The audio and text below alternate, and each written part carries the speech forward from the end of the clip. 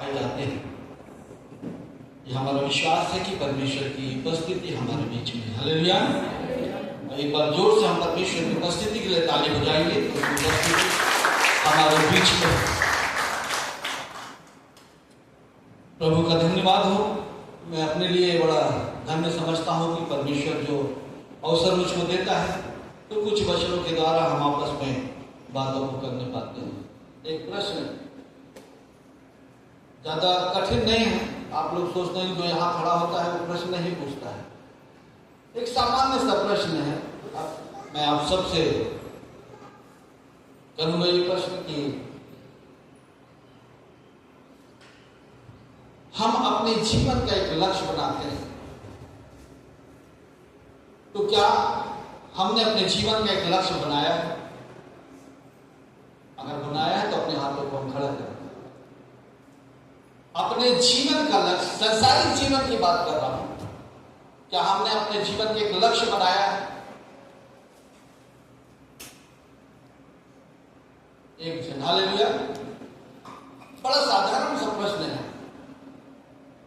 हम सब लक्ष्य बनाते हैं अपने जीवन का, एक उद्देश्य बनाते हैं, एक टारगेट हमारा होता है हमारे जीवन का। हमारे परिवार का हम एक लक्ष्य बनाते हैं कि परिवार को हम कैसे आगे बढ़ाएंगे, संसारिक जीवन में कैसे, एक प्लानिंग हमारी होती है अपने परिवार को बढ़ाने के लिए, अपने संसारिक जीवन में हम कैसे आगे बढ़ेंगे, इस बात की एक प्लानिंग हम लोग करते हैं। हालेलुया। हर व्यक्ति करता है, हर परिवार करता है, इसको हम मानते हैं और हम सब जानते हैं कि हम अपने परिवार की एक प्लानिंग तैयार करते हैं, एक लक्ष्य हम बनाते हैं कि हमारे बच्चों का जीवन हम कैसे बनाएंगे, आगे चल के वो कैसे पढ़ेंगे, क्या क्या करेंगे, एक लक्ष्य हमारा होता है। कैसे उनकी पढ़ाई हम करेंगे, हमारा परिवार कैसे आगे बढ़ेगा, इस सारी चीजों का एक लक्ष्य हम बनाते हैं, उद्देश्य हमारा होता है, एक टारगेट हमारा होता है। हालेलुया। तो क्या मैंने और आपने अपने आत्मिक जीवन का लक्ष्य बनाया?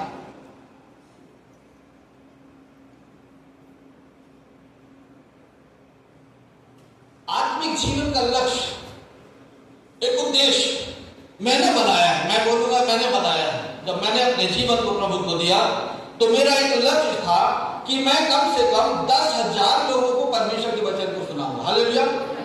मेरा एक उद्देश्य था और कहीं ना कहीं परमेश्वर मेरी सहायता किया। मेरी नहीं परंतु आपने भी अपने जीवन का लक्ष्य बनाया होगा, उद्देश्य आपका होगा, एक टारगेट आपका होगा कि आत्मिक जीवन में आप कैसे आगे बढ़ेंगे जब आपने अपने जीवन को प्रभु को दिया। हालेलुया। इस बात को मैं जानता हूं। हम सब जो मसीही हैं, परमेश्वर पर विश्वास करने वाले हैं, उसके वचन को मानने वाले हैं, वचन को सुनने वाले हैं, आत्मिक जीवन में हम सब आगे बढ़ने वाले हैं, तो हमारा एक उद्देश्य होगा, एक लक्ष्य हमारा होगा कि मैं आत्मिक जीवन में कैसे आगे बढ़ता है। एक मैं बोलूंगा कि जब 1 जनवरी आता है तो हम एक पूरे इस वर्ष का एक लक्ष्य बना लेते हैं, गवाही देते कि इस वर्ष मैं क्या करूंगा और क्या नहीं करूंगा। एक उद्देश्य हमारा इस साल भर के लिए होता है और मैं विश्वास करता हूं कि आप उसमें पूरे होंगे, उसको पूरा कर रहे होंगे। तो ऐसा ही परमेश्वर का वचन बोलता है, हमारे आत्मिक जीवन का एक लक्ष्य होना चाहिए जिसमें हम अपने आत्मिक जीवन को आगे बढ़ा सकते हैं। हालेलुया। एक वचन में लिखा है, वचन को पढ़ेंगे, रोमियो की पुस्तक उसका 8वां अध्याय उसका 9 पद में लिखा है, परंतु जबकि परमेश्वर का आत्मा, आराम से पढ़ बेटा, लिखा है परंतु जबकि परमेश्वर का आत्मा तुम में बसता है तो तुम शारीरिक दशा में नहीं, तुम कैसे नहीं हो? शारीरिक दशा में नहीं हो, परंतु आत्मिक दशा में हो। परंतु आत्मिक दशा में हो। यदि किसी में मसीह का आत्मा नहीं, अगर किसी में मसीह का आत्मा नहीं तो वह उसका जन नहीं, वो उसका जन नहीं। हालेलुया। इस वचन को हम लोगों ने कई बार पढ़े हैं ना, कई बार हम बोलते हैं, मुखाग्र बोलते हैं, हमको याद है, परंतु ये वचन आज एक नया प्रकाशन आपको मुझको देता है। एक वचन में और लिखा है, पहला यूहन्ना उसका 5वां अध्याय से 12 पद में लिखा है, जिसके पास पुत्र है उसके पास जीवन है और जिसके पास परमेश्वर का पुत्र नहीं, बोलिए ना, उसके पास ये कौन से जीवन की बात? आत्मिक जीवन की बात है, संसारिक जीवन की बात नहीं कर रहा हूं। यहाँ परमेश्वर का वचन बोलता है, जिसके पास परमेश्वर का पुत्र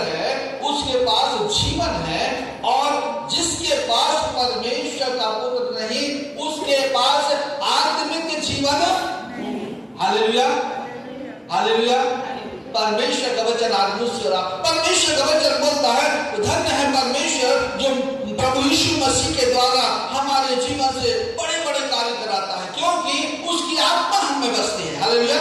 उसकी आत्मा हम में वास करती है। जब हम प्रार्थना करते हैं लोग चंगे होते हैं। जब हम प्रार्थना करते हैं तो परमेश्वर हमारी प्रार्थनाओं को सुनता है और उत्तर देता है। हालेलुया। उत्तर देता है।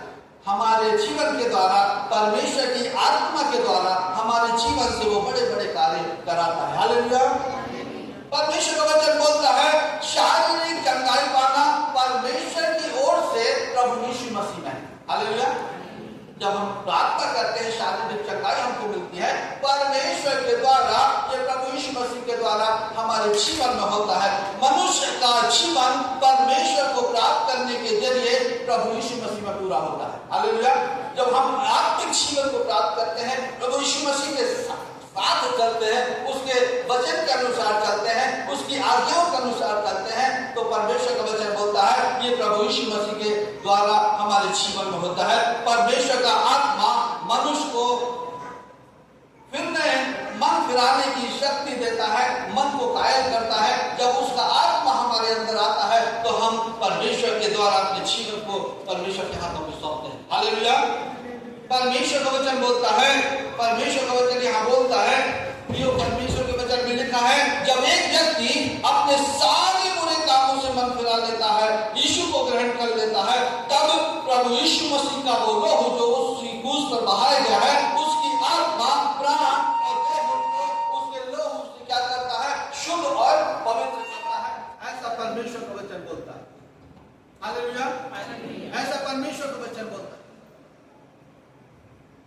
तब प्रभु यीशु मसीह का वो लहू जो उसकी आत्मा, प्राण और देह को अपने क्रूस पर बहाए गए लहू से शुद्ध और पवित्र करता है, तब एक व्यक्ति नए जन्म को प्राप्त करता है। परमेश्वर का वचन बोलता है कि तब एक व्यक्ति नए जन्म को प्राप्त करता है। हालेलुया।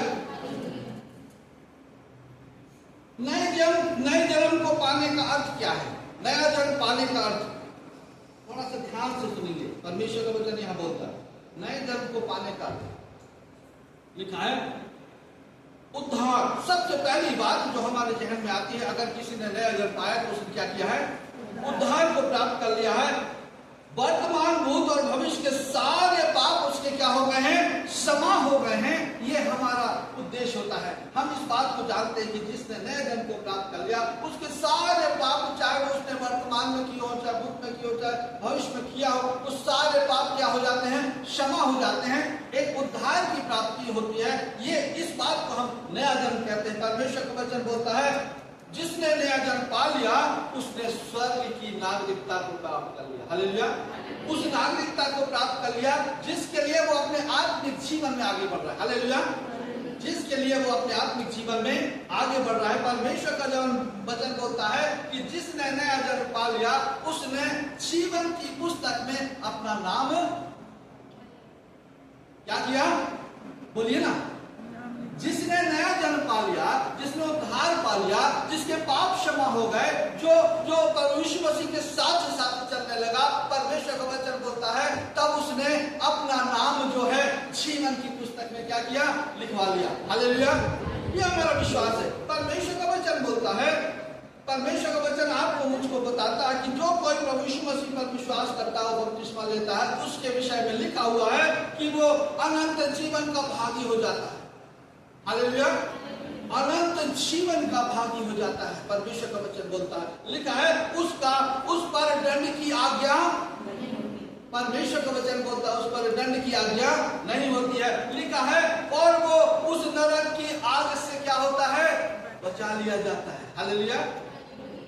अगर जिसने नए जन्म को पा लिया, अगर आज इस वचन को हम सुन रहे थे, एक वचन अपने घर में जाके हम पढ़ेंगे। लिखा है यूहन्ना की सुसमाचार उसका 3रे अध्याय को अभी नहीं पढ़ेंगे, घर में उसको पूरे अध्याय को पढ़ेंगे, तब इस बात को आप अच्छी तरह समझ नहीं पाएंगे परमेश्वर का वचन क्या बोलता है नए जन्म के विषय में।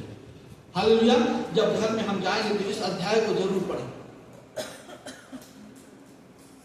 अभी भी बहुत से लोग जो हैं उस पुरानी व्यवस्था में पड़े हुए हैं।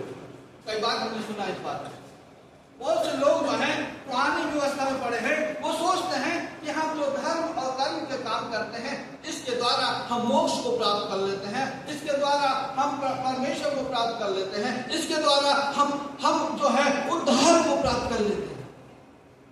परंतु कहीं ना कहीं वो जो है वो मनुष्य जो है असंतुष्ट रहते हैं। परमेश्वर का वचन बोलता है इन सारे कामों से हमको संतुष्ट नहीं होना। ये सारे काम जो है हमको उद्धार प्राप्त नहीं कराएंगे। ये सारे काम जो है, अच्छे कर्म जो है, हमको परमेश्वर के पास नहीं ले जा सकते। कहीं ना कहीं आपके लेखे में आएंगे, ये जो अच्छे धर्म कर्म के काम हैं आपके लेखे में आएंगे, परंतु ये उद्धार आपको नहीं दे सकते। हालेलुया, उद्धार आपको नहीं दे सकते। परमेश्वर का वचन बोलता है यीशु मसीह मनुष्य के मन को जानता है। वचन में लिखा है वो मन को जांचने वाला परमेश्वर है, मन को जानने वाला परमेश्वर। एक वचन को हम लोग पढ़ेंगे, लिखा है यूहन्ना के सुसमाचार उसका दूसरा अध्याय उसका 25 पद को जोर से पढ़ेंगे।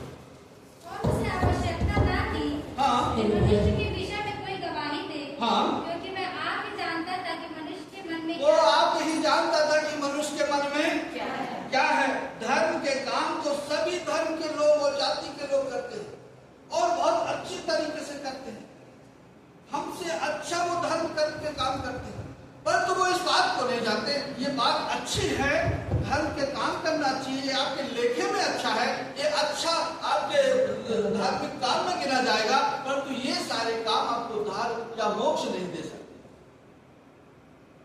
आपके लेखे में लिखे जाएंगे। परमेश्वर ये लोग उद्धार की योजना को समझते नहीं है। जो लोग धर्म काम करते हैं, परमेश्वर का वचन बोलता है, परंतु वो इस बात को नहीं जानते कि वो इस बात को जानते कि अगर हम धर्म कर्म का काम कर रहे हैं तो हम उद्धार को प्राप्त करेंगे, हम परमेश्वर के उस पुण्य को हम प्राप्त करेंगे जिसके लिए हम इस संसार में, जिसके लिए हम धार्मिक काम कर रहे हैं।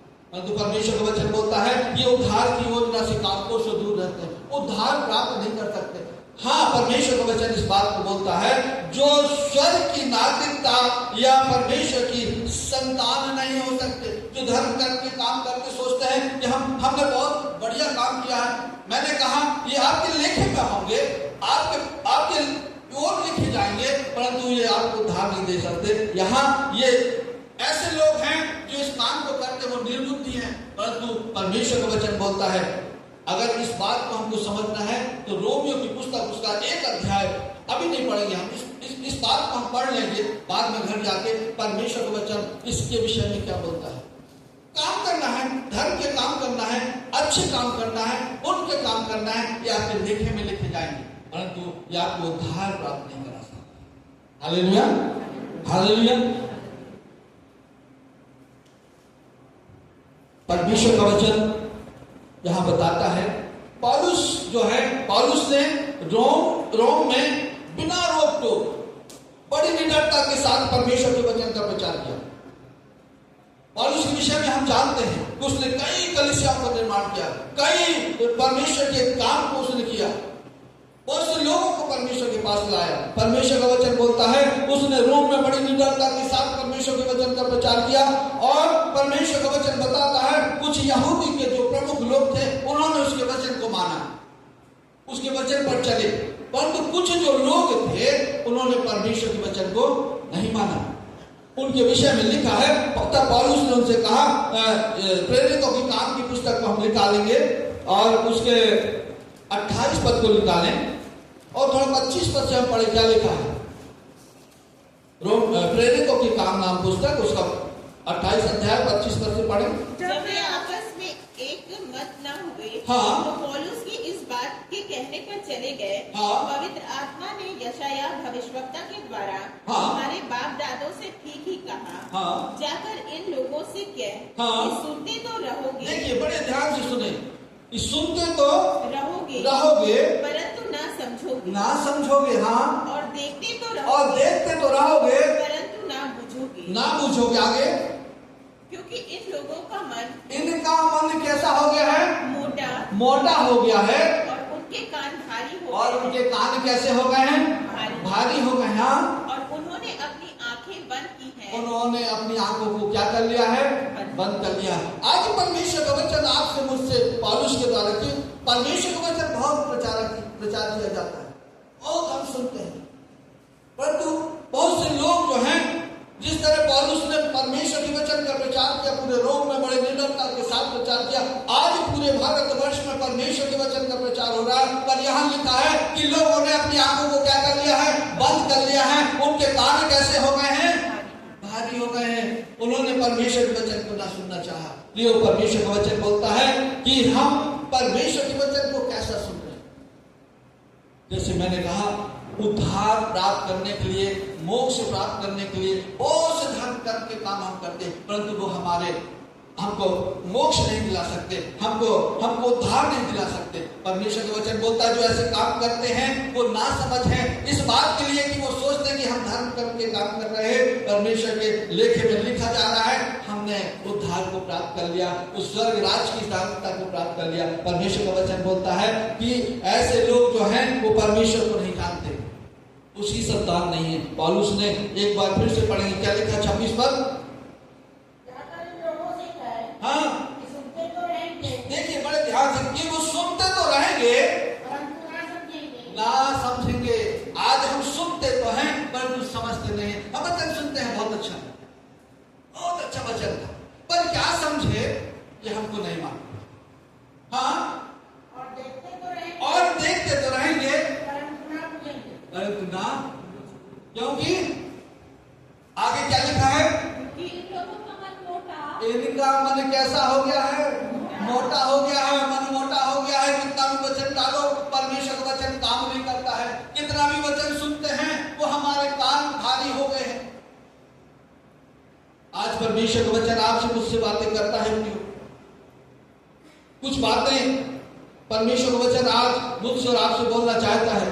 3 प्रकार के लोग हैं जो परमेश्वर के राज्य के सुसमाचार प्रचार करने के योग्य परमेश्वर ने माना है। बड़े ध्यान से सुनिए, 3 प्रकार के लोगों को परमेश्वर ने अपने सुसमाचार प्रचार की बोझ और उनके कांधों पर रखा है। जिन्होंने उद्धार को प्राप्त किया है, जिनके कान भारी नहीं हुए हैं, जिनका मन मोटा नहीं हुआ है, अगर वो वचन को सुनते हैं तो इन्होंने नए जीवन को प्राप्त किया है। नया जीवन जिनका है, परमेश्वर का वचन बोलता है उन 3 लोग जो ऐसे हैं जिनके ऊपर परमेश्वर ने अपने सुसमाचार का बोझ रखा है। पहले व्यक्ति वो है जो नया जन्म पाया व्यक्ति है। हालेलुया। जिसने नया जन्म पाया व्यक्ति है, परमेश्वर का वचन बोलता है अपने सुसमाचार का बोझ परमेश्वर ने उसके ऊपर डाला है। अगर मैंने और आपने नए जन्म को प्राप्त किया है, आज परमेश्वर का वचन मुझसे आपसे बोलता है आपने कैसे नए जन्म को पाया। आपकी गवाही के द्वारा बहुत से लोग परमेश्वर के पास आए। हालेलुया। केवल वही सुसमाचार है, क्योंकि कोई ना कोई वचन आपके जीवन में काम किया, कोई ना कोई वचन आपके मन को छुआ है, जिससे आपने नए जन्म को पाया। हालेलुया। अगर आपने नए जन्म को पाया है, परमेश्वर का वचन बोलता है आपके कांधे के ऊपर, मेरे कांधे के ऊपर परमेश्वर ने इस बोझ को दिया है कि परमेश्वर के सुसमाचार को, परमेश्वर के उस कार्य को जो परमेश्वर ने मेरे और आपके जीवन में किया है, लोगों को बताए कि नए जन्म प्राप्त मैंने कैसे किया, कैसे मेरा जीवन नया हुआ, कैसे मैंने अपने जीवन को बदला। इससे बहुत से लोग आशीषित होंगे। हालेलुया। बहुत से लोग आशीषित होंगे, बहुत से लोगों का जीवन बदल जाएगा। पहले तरीका का जो परमेश्वर जिनके ऊपर बोझ डाला अपने वचन को सुनाने का, सुसमाचार को प्रचार करने का, वो है जिन्होंने अपने जीवन को नया जन्म, जिन्होंने नए जन्म को प्राप्त कर लिया। दूसरा जो है परमेश्वर द्वारा बुलाए गए लोग, है ना।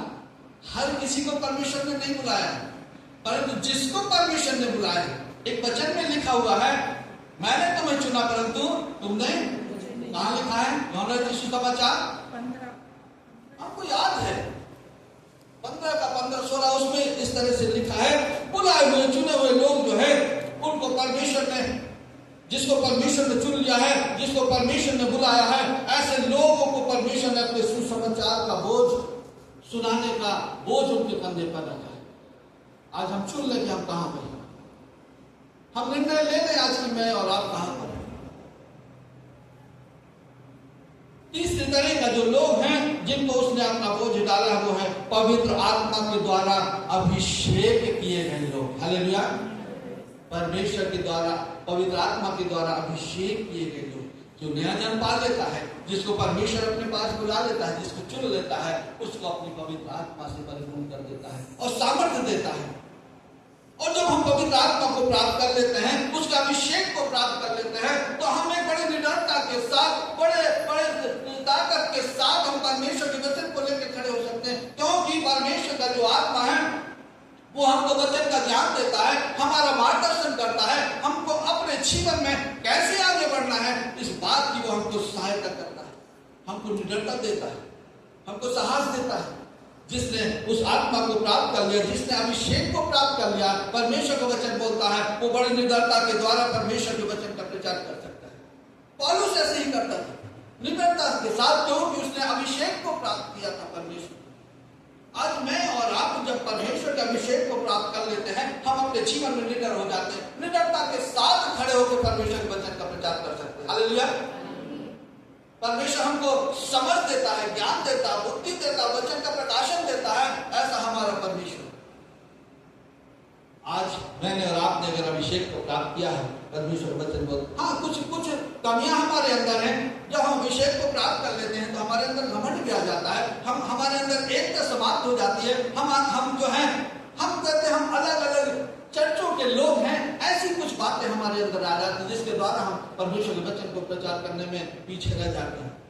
पौलुस ने बहुत अधिक कलीसियाओं की स्थापना की, वचन बताता है पौलुस ने बहुत अधिक कलीसियाओं की स्थापना की, और वहां पर भी कुछ वाद विवाद थे, वहां पर भी कुछ कमियां थी। परमेश्वर का वचन बोलता है वहां भी कुछ नैतिक कमियां थी, वहां भी कुछ कलीसियाओं में भी व्यभिचार था, जहां पौलुस ने कलीसियाओं का निर्माण किया।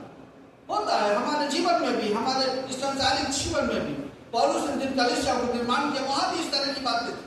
परंतु एक बात उसने पौलुस ने कहा, पहला कुरिन्थी पुस्तक उसका हम निकालें, पहला अध्याय 26, 27, 28, 29 पद को पढ़ क्या लिखा है? हे भाइयों, अपने बुलाए जाने को तो सोचो, हाँ, कि ना शरीर के अनुसार बहुत ज्ञानवान, हाँ, और न बहुत सामर्थी, हाँ, और न बहुत कुलीन बुलाए गए, हाँ, परंतु परमेश्वर ने जगत के मूर्खों को चुन लिया है, हाँ, कि ज्ञानवानों को लज्जित करे। ऐसा परमेश्वर ने हमको चुन लिया। कमियां होती हैं, परंतु हम अपने बुलाए जाने को तो सोचे कि हम कैसे बुलाए गए हैं, कैसे चुने गए हैं, कैसे हमारा अभिषेक हुआ, कैसे हमने उस आत्मा की सामर्थ को प्राप्त किया, इस बात को हमको जानना है। हालेलुया। इस बात को हमको जानना है। इसलिए परमेश्वर का वचन बोलता है, क्या लिखा है 26 पद में? हे भाइयों, अपने बुलाए जाने, आज केवल इतनी ही बात मुझको और आपको सोचना है। इस संसार के लोगों को नहीं सोचना है। लोग हमको नाना प्रकार की बातें कहेंगे, लोग हमारे विषय में बहुत सी बातें कहेंगे। परमेश्वर का वचन बोलता है अपने बुलाए जाने को हम सोचें कि आप किस रीति से और किस परिवेश में, किस परिस्थिति में आप बुलाए गए हैं परमेश्वर के द्वारा, उस पर हमको अटल रहना है। कुछ चेतावनियां आज परमेश्वर आपको मुझको देता है, कुछ चेतावनी। 2-3 बातों को हम देखेंगे, समाप्त करेंगे, जल्दी समाप्त करेंगे। 2-3-4 बातों को हम देखेंगे। कुछ चेतावनियां हैं परमेश्वर, जिस तरह पौलुस बोलता है कि अपने बुलाए जाने को तो सोचें। आज मैं और आप इस बात को सोचें कि वास्तव में मैं और आप प्रभु में हैं, इस स्थान पर हैं, तो हम बुलाए गए लोग हैं, हम चुने हुए लोग हैं। ऐसे ही हम यहाँ नहीं आ गए, ऐसे ही हम इस परमेश्वर के भवन में नहीं, ऐसे ही परमेश्वर के वचन को सुनने की इच्छा हमारे अंदर नहीं जागी। कहीं ना कहीं परमेश्वर ने हमारे जीवन में काम किया है। बहुत से ऐसे लोग हैं जो आज ऐसी संगति से जो है दूर हो गए, ऐसी संगति को प्राप्त नहीं, परंतु परमेश्वर ने आपको मुझको कहीं ना कहीं इस बात को हमारे मन में डाला कि हमको भवन में जाना है, परमेश्वर के वचन को सुनना है। इसलिए वो बोलता है अपने बुलाए जाने को तो हम कैसे बुलाए गए? आप अपनी मर्जी से, मैं अपनी मर्जी से इस भवन में नहीं आया, या मैं अपनी मर्जी से इस परमेश्वर की संगति में नहीं आया हूं। परमेश्वर का वचन बोलता है अपने बुलाए जाने को सोचो। कुछ चेतावनियां परमेश्वर का वचन बोलता है, लिखा है। आपके और मेरे लिए पहली बात जो है, आपके और मेरे लिए एक सार्थक आशा परमेश्वर ने दिया। वो क्या है? पहली बात, प्राण देने तक कैसा रहे? कैसा रहे? पहली टिप जो है, जो पहली चेतावनी आपके लिए और मेरे लिए है, परमेश्वर ने दिया है, प्राण देने तक विश्वासी रहे तो तू और तेरा जीवन क्या होगा? लिखा है कि प्राण देने तक विश्वासी रहे तो तू जीवन का मुकुट पाएगा। ऐसा परमेश्वर का वचन लिखा है, जीवन का मुकुट पाएगा, प्राण देने तक विश्वासी। और लिखा है क्या ही सुंदर और सुहावने वे पांव जो सत्य सुसमाचार को लेके आते हैं। हालेलुया। परमेश्वर का वचन आज से मुझसे पहली बात जो परमेश्वर का वचन बोलता है, एक धन्य आशा, एक सार्थक आशा परमेश्वर ने आपको मुझको दी है। क्या ही धन्य वे सुहाने सुंदर और सुहाने वे पांव हैं जो सत्य वचन को लेके आते हैं। लिखा है परमेश्वर का वचन बोलता है तीसरी बात, सावधान रहो तुम मनुष्यों को दिखाने के लिए अपने धर्म के काम ना करो, क्योंकि तुम अपने स्वर्गीय पिता से कुछ भी फल ना पाओगे। ये चेतावनी मेरे और आपके जिन्होंने परमेश्वर को ग्रहण कर लिया, जिन्होंने नए जन्म को प्राप्त कर लिया, जो परमेश्वर के साथ साथ चल रहे हैं, पहली बात जो आपके और मेरे लिए है वो ये है कि सावधान रहो तुम मनुष्यों को दिखाने के लिए धर्म के काम ना करो, नहीं तो तुम अपने पिता से कुछ भी फल ना पाओ। चेतावनी मेरे और आपके लिए है। पहली बात सार्थक आशा परमेश्वर ने आपको मुझको दिया है, वो है कि हम जो है प्राण देने तक कैसे रहें, विश्वासी रहें, तब हम जीवन का मुकुट पाएंगे। हालेलुया। तब हम जीवन का मुकुट पाएंगे। परमेश्वर का वचन बोलता है और क्या ही सुहाने वो पांव हैं जो उसके सुसमाचार लेकर आते हैं। और तीसरी बात जो इस भाग में दिया वो है, सावधान रहो तुम अपने धर्म के काम मनुष्यों को दिखाने के लिए। बहुत से लोग हैं, बहुत से लोग हैं, मैं अपनी बात की कोई पर्सनल ना अपनी बात नहीं करते हैं, परंतु बहुत से काम जो हैं, बहुत से कर्म कांड जो हम केवल लोगों को दिखाने के लिए करते हैं। आज इन लोगों को परमेश्वर का वचन सावधान करता है कि लोगों को दिखाने के लिए हम परमेश्वर के धर्म के काम ना करें। हालेलुया। परमेश्वर का वचन। दूसरी बात जो है परमेश्वर का वचन बोलता है, एक बार परमेश्वर ने आपको मुझको दिया है, आपके लिए और मेरे लिए एक सुसमाचार की कुंजी परमेश्वर ने दिया है। इसी भाग में लिखा है मत्ती रचित सुसमाचार, उसका 6वां अध्याय 31, 32, 33 और 34 पर तो पढ़े। क्या लिखा है? हाँ हाँ हाँ हाँ हाँ आवश्यकता है, खोज करो, मिल जाएंगी। हाँ हाँ 34 पर पढ़ेंगे।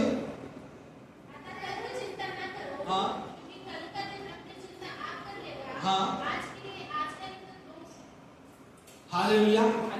ये एक छोटा सा परमेश्वर का वचन बोलता है, छोटी सी कुंजी परमेश्वर ने आपको मुझको दी, जो विश्वासी हैं, जिन्होंने अपना जीवन परमेश्वर को दिया है, जो अपने जीवन में परमेश्वर को साथ साथ लेकर चलना चाहते हैं। बहुत सी चिंताएं संसार में हमको होती है, परंतु परमेश्वर का वचन ये कुंजी आपको मुझको परमेश्वर ने दी है कि सबसे पहले उसके राज्य और उसके धर्म की खोज करते हो, सारी वस्तुएं आपको मिल जाएगी। हम चिंता ना करें, अगर हम परमेश्वर के साथ साथ चल रहे हैं, अपने जीवन को हमने परमेश्वर को दे दिया, अपना आत्मिक लक्ष्य हमने बना लिया है। परमेश्वर का वचन बोलता है आपको चिंता करने की जरूरत नहीं है। परमेश्वर जानता है कि आपको कौन कौन सी वस्तुओं की आवश्यकता है, वो पूरा करेगा। हालेलुया हालेलुया, को पूरा करेगा। दूसरी बात, पवित्र आत्मा से अपने आप को भर लेना, उसी सामर्थ्य को प्राप्त कर लेना। जैसे मैंने कहा, आज इस बात की आवश्यकता है कि हम अपने आप को क्या करें, परमेश्वर की सामर्थ्य से उस पवित्र आत्मा को प्राप्त करें, जो हमें आत्मिक जीवन में बलिष्ठ बनाती है,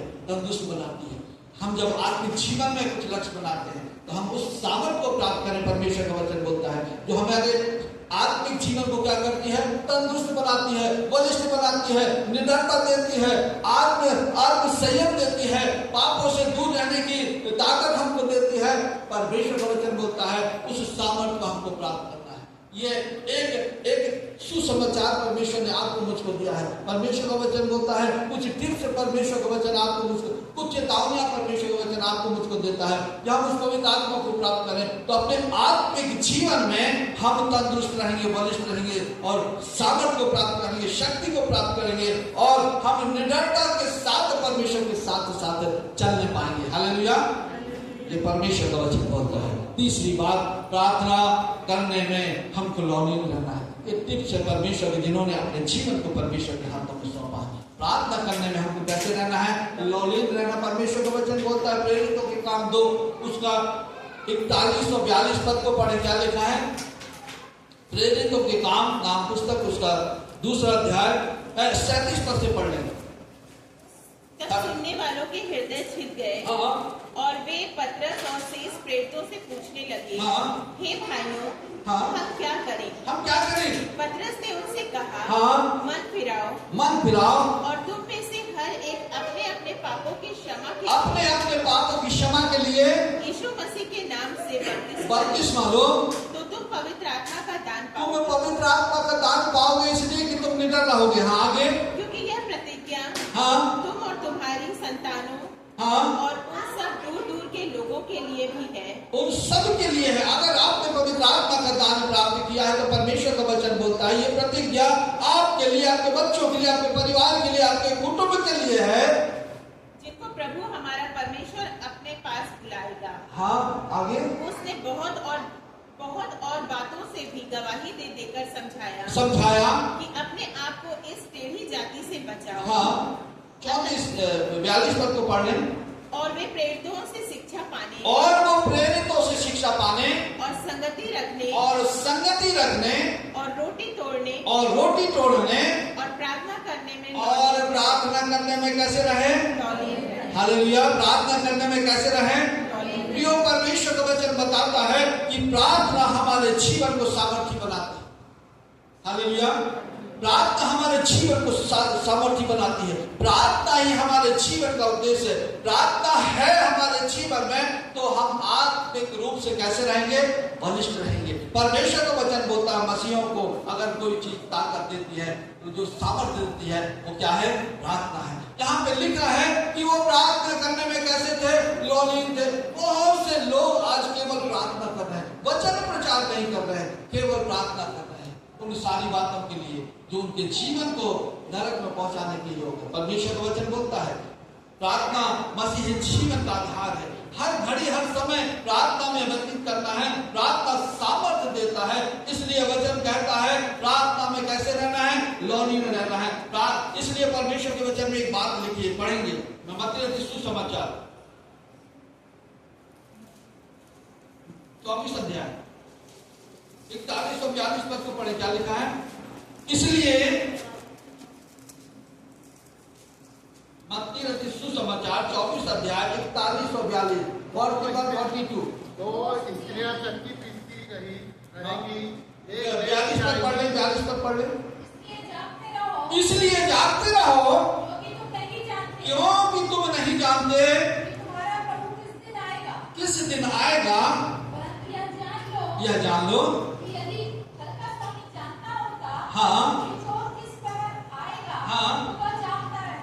तो वो जागता रहता। हालेलुया। परमेश्वर का पुत्र, परमेश्वर का वचन बोलता है हर घड़ी हर समय मनुष्य को क्या करना है? जागते रहना। पता नहीं हमारा परमेश्वर, हमारा प्रभु यीशु मसीह कब आ जाए। इसलिए प्रार्थना में हमको क्या करना है? लोलीन रहना है। लिखा हुआ है कि वो प्रेरितों के काम 2 अध्याय 42 में लिखा है कि वो प्रार्थना करने में कैसे थे? लोलीन थे। आज हमको प्रार्थना करने में लोलीन होना है। इसलिए जागते रहो और क्या करते रहो? प्रार्थना करते रहो। जागते रहो, प्रार्थना करते रहो। आज हम मसीहों को जागने की आवश्यकता है। आज हम सबको जागने की आवश्यकता है। परमेश्वर का वचन बोलता है नहीं जानते कि हमारा प्रभु किस घड़ी आ जाए। हालेलुया। अगर मैंने और आपने अपने जीवन को प्रभु के हाथों में सौंपा है तो अवश्य है कि हम प्रार्थना में लौट। प्रार्थना हमको सामर्थ्य देती है, प्रार्थना हमको ताकत देती है, प्रार्थना हमको मसीही जीवन में, आत्मिक जीवन में आगे बढ़ने की शक्ति और सामर्थ्य देती है। चौथी बात जो है वो ये है कि विश्वास में हमको कैसे रहना है? स्थिर रहना है। ये घड़ी, ये समय हम मसीहों के लिए एकदम ठीक नहीं है। हालेलुया। हम मसीहों के लिए सही नहीं है। परमेश्वर वचन बोलता है, लिखा हुआ हमको अपने विश्वास में कैसे रहना है? स्थिर रहना है। मत्ती 25 उसके 21 पद को पढ़ेंगे। 25 अध्याय 21 पद में क्या लिखा है? उसके स्वामी ने उससे कहा,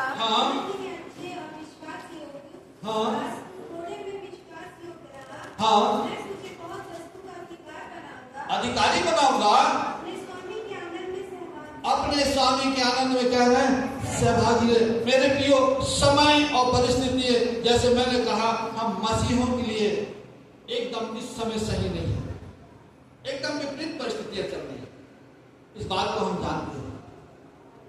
इसलिए वचन कहता है कि हमको अंत तक धीरज धरना है और अपने विश्वास में स्थिर रहना है, और हमको प्रार्थना करना है कि हमारे और भी भाई जो हैं अपने विश्वास से डगमगाने ना पाए, विश्वास से पीछे हटने ना पाए, विश्वास में पीछे मुड़ने ना पाए, वो अपने विश्वास में स्थिर बने रहे। परमेश्वर का वचन बोलता है हमको अपने विश्वास में इन दिनों में स्थिर बनना है। परिस्थितियां कुछ भी हो जाए, परिस्थितियां कैसी हो जाए, बहुत सी बातों को इन दिनों में हम सुन रहे हैं, बहुत सी बातों को हम इन दिनों में सुन रहे हैं। चर्चों को तोड़ा जा रहा है, चर्चों को बंद किया जा रहा है, मसीही लोगों के साथ मारपीट की जा रही, पासवानों को जेलों में डाला जा रहा है। परिस्थितियां बहुत बन रही है।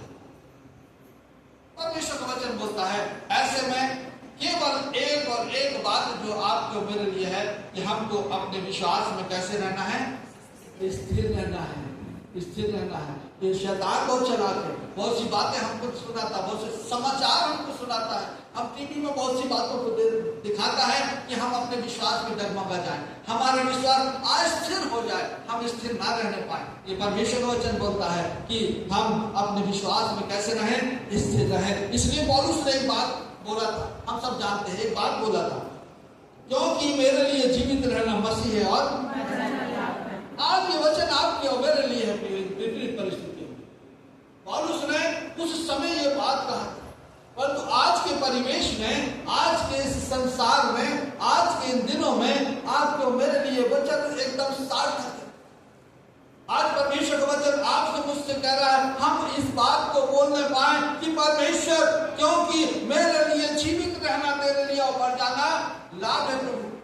हम अपने विश्वास में, पौलुस अपने विश्वास में अंत तक कैसा रहा, स्थिर रहा। उसका जीवन अगर हम देखें, हम सब जानते हैं इस बात कैसा उसका जीवन, परंतु लास्ट में जब उसने इस बात को जान लिया, प्रभु यीशु को जान लिया, परमेश्वर को जान लिया, उसके वचन को जान लिया, उसकी सामर्थ को जान लिया, परमेश्वर का वचन बोलता है कि उसने कहा है प्रभु मेरा जीवित रहना मसीह है और मर जाना लाभ है।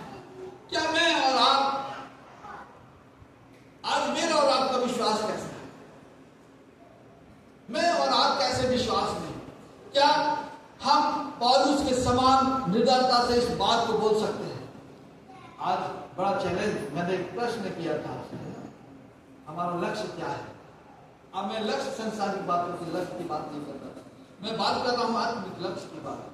परमेश्वर का वचन बोलता है पौलुस कैसा था, निडर था, परमेश्वर के वचन को निडरता से बांटता था, क्योंकि उसने परमेश्वर की सामर्थ को प्राप्त किया था, परमेश्वर की उस आत्मा को प्राप्त किया है। जब आत्मा को हम प्राप्त कर लेते हैं, परमेश्वर की सामर्थ को प्राप्त कर लेते हैं, तब इस बात को मैं और आप बोल सकते हैं कि प्रभु मेरा जीवित रहना मसीह और मर जाना लाभ है, क्योंकि परमेश्वर की सामर्थ को हमने पाया। हालेलुया। जब उसकी सामर्थ हमारे अंदर आ जाती है तो हम बड़े निडरता के साथ मसीह के लिए खड़े हो सकते हैं। हालेलुया। अगर उसकी सामर्थ को, उसकी आत्मा को हमने प्राप्त नहीं किया तो परमेश्वर का वचन बोलता है कि हम परमेश्वर के उस राज में प्रवेश नहीं कर सकते। उस सामर्थ बड़ी निडरता के साथ हम बोल नहीं सकते। आज के समय में परमेश्वर का वचन एक बात करता है, पहला इफिसियों की पुस्तक, उसका पहला अध्याय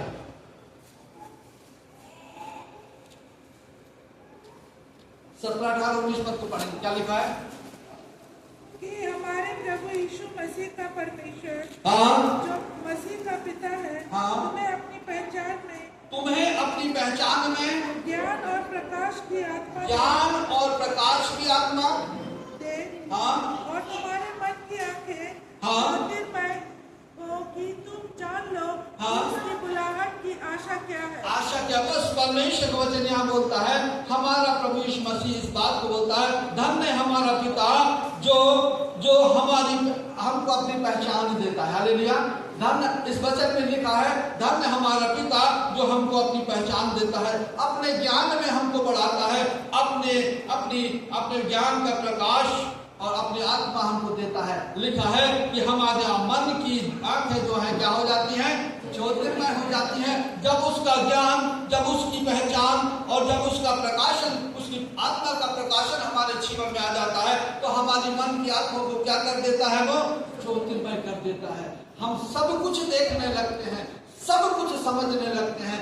हमने पढ़ा था कि परमेश्वर का वचन बोलता है कि उनकी आंखें कैसी हो गई हैं, धुंधली हो गई हैं। परंतु जब उसका आत्मा, उसका ज्ञान, उसका प्रकाश हमारे जीवन में आ जाता है तो परमेश्वर का वचन बोलता है उनकी आंखें कैसी हो जाती हैं, ज्योतिर्मय हो जाती हैं, सब कुछ दिखाई देने लगता है, सब कुछ हम समझने लगते हैं, उसके वचन का प्रकाशन हमारे अंदर आने लगता है, उसकी आत्मा की सामर्थ हमारे अंदर आने, क्योंकि उसने अपने ज्ञान के द्वारा, अपने वचन के प्रकाशन के द्वारा, अपनी आत्मा के प्रकाशन के द्वारा हमारी आंखों को कैसा कर दिया है, ज्योतिर्मय कर दिया है। हालेलुया।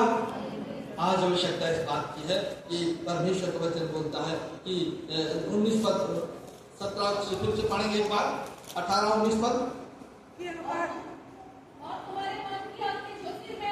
हाँ, तुम्हारे मन की आंखें कैसी हो, ज्योतिर्मय हो। हाँ, कि तुम जान लो उसकी बुलाहट की आशा क्या है। हाँ, और पवित्र लोगों में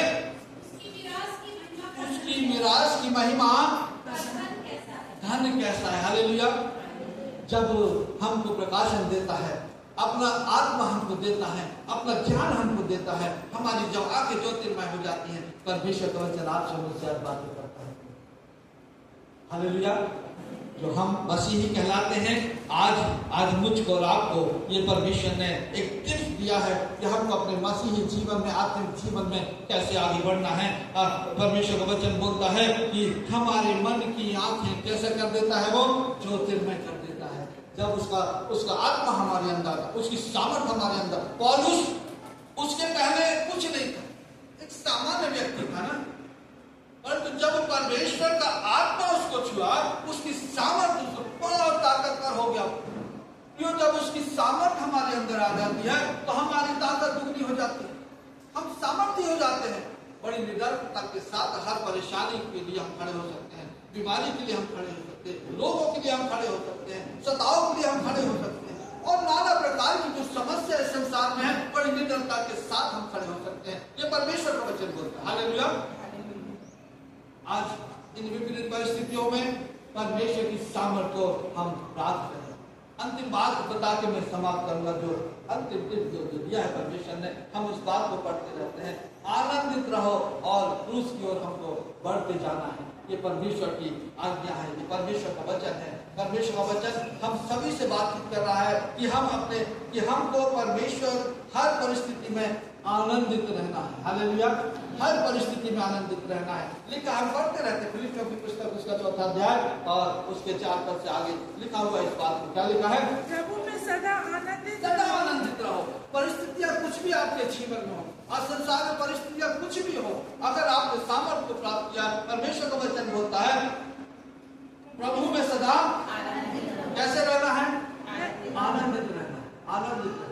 आज वास्तव में हम जो मसीह में हैं, हमारे चेहरे अलग दिखते, आनंदित दिखते। जिन्होंने यीशु को प्राप्त कर लिया, उसके वचन की ताकत को प्राप्त किया, उसके वचन के आनंद को प्राप्त किया, जिसने उसके स्वाद को चख लिया, उनके चेहरों पे हमेशा आनंद रहता है, खुशी रहती है। हालेलुया। हालेलुया। चाहे वो कैसी परिस्थिति में हो, आज हमने गवाहियों को सुना, हम सब आनंदित है इसलिए कि परमेश्वर ने हमको छुआ। हालेलुया। हमको ताकत दी है, सामर्थ्य दी है, हमको रोगों से लड़ने के लिए ताकत दी है। परमेश्वर का वचन बोलता है इसलिए हम आनंदित हैं, इसलिए हम आनंदित हैं। फिलिप्पियों की पुस्तक में लिखा है, मैं जिसमें मेरा जी लगा रहता है, जो मेरे आनंद का मुकुट है, जो प्रभु में मुझे स्थिर रखता है, ऐसी बातों में मैं कैसा रहता हूँ, आनंदित रहता हूँ। हालेलुया। हालेलुया। ऐसी बातों में मैं आनंदित रहता हूँ। आज वचन हमसे बातें करता है। लिखा है प्रेरितों के काम नाम पुस्तक, अंतिम वचन हम जाएंगे, प्रेरितों के काम नाम पुस्तक उसका 16 अध्याय और 30 और 31 पद को पढ़ेंगे। क्या लिखा है? प्रेरितों के काम नाम पुस्तक उसका 16 अध्याय 30 और 31 पद। और उन्हें बाहर लाकर, हाँ, हे सज्जनों, हाँ, उद्धार पाने के लिए देखिए बड़ी अच्छी बात यहाँ पे लिखी है। वचन मुझको बहुत अच्छा लगता है। क्या लिखा है? हे सज्जनों, और एक जगह लिखा है साहेबों, उद्धार पाने के लिए क्या करूं? उन्होंने कहा, हाँ, प्रभु यीशु मसीह पर विश्वास प्रभु यीशु मसीह पर क्या कर? विश्वास कर। तो तू और तेरा घराना उद्धार, और तू और तेरा घराना क्या करेगा? प्रियो, आज परमेश्वर की प्रतिज्ञा केवल मेरे से नहीं, परंतु अगर मैं विश्वास करता हूं, अपने जीवन को प्रभु को देता हूं, तो लिखा है तू और तेरा घराना क्या करेगा? हालेलुया। तू और तेरा घराना उद्धार पाएगा। आगे क्या लिखा है? हाँ हाँ और हाँ हाँ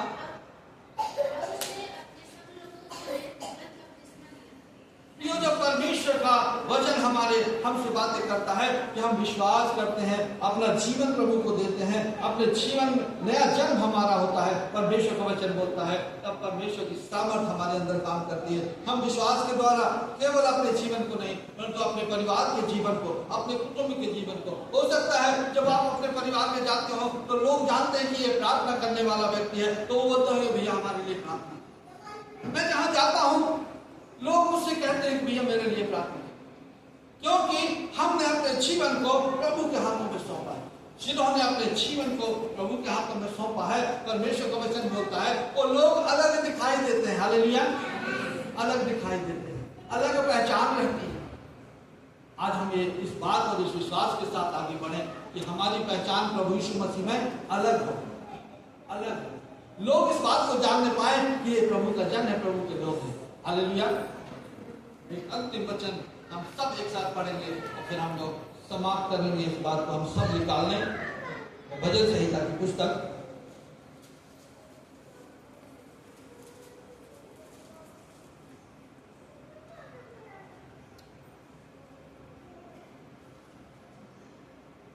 एक 16 अध्याय,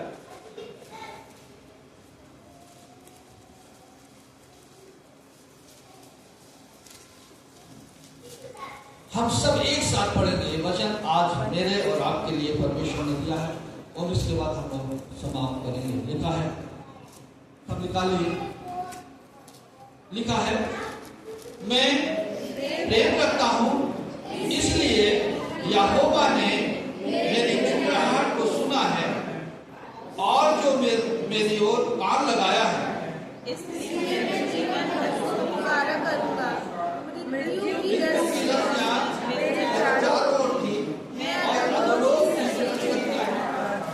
मुझे संकट और शोक भोगना पड़ा। तब मैंने यहोवा से प्रार्थना की, हे यहोवा मेरी सुन मेरे प्राण को बचा ले। यहोवा धर्मी है और हमारा परमेश्वर दया करने वाला है। यहोवा बुरे लोगों की रक्षा करता है। जब मैं बलहीन हो गया था उसने मेरा उद्धार किया। हे मेरे प्राण तू अपने विश्राम स्थान में लौट आ, क्योंकि यहोवा ने तेरा उद्धार किया है। तूने मेरे और आंखों को आंसू बहाने से और मेरे पांव को ठोकर खाने से बचाया है। अंतिम पद पढ़ेंगे, मैं जीवित रहते हुए अपने को यहोवा के सामने जानकर नृत्य चला करूंगा। एक बार फिर से इस पद को पढ़ेंगे, 9वें पद को। क्या लिखा है?